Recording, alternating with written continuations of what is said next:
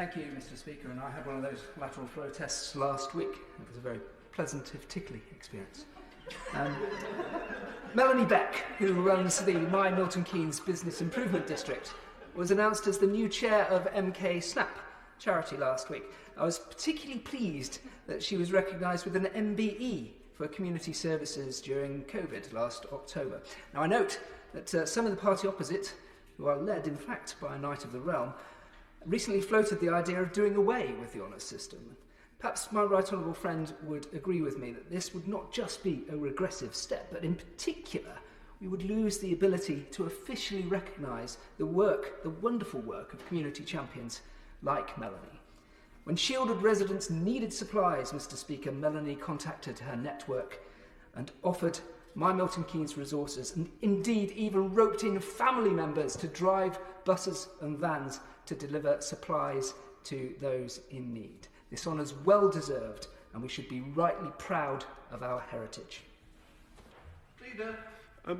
Mr. Speaker, may I begin by congratulating Melanie Beck on being appointed a member of the most excellent order of the British Empire. My honourable friend is so right that the honours system rewards people up and down the country who go above and beyond their duty and ensure that we have a better community life and community spirit. And that was so apparent during the pandemic. But our honours system is one of the glories of our nation, one of the baubles of our nation, going back to the Order of the Garter, founded in 1348 by Edward III, with St. George as the champion, as the patron saint of our nation, and that great link with St. George that we have had since then, since he took over the patronage of England from various other people.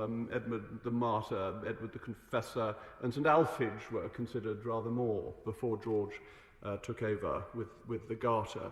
And the other orders of chivalry, the Knights of the Bath, the wonderful ceremony that Henry VIII went through as a baby, pretty much, as a 3-year-old, when he was installed as a Knight of the Bath and literally did have a bath before it was refounded in 1725 in a different form. It links us to our history, and it inspires and encourages people to do great things. Mr. Speaker, our honours system is one of the glories of our country. It should be kept and cherished, but we do bear in mind that whenever you look at a new Labour person and you scratch them, they are as red as can be underneath. I don't think we should scratch anybody. We will make America great again.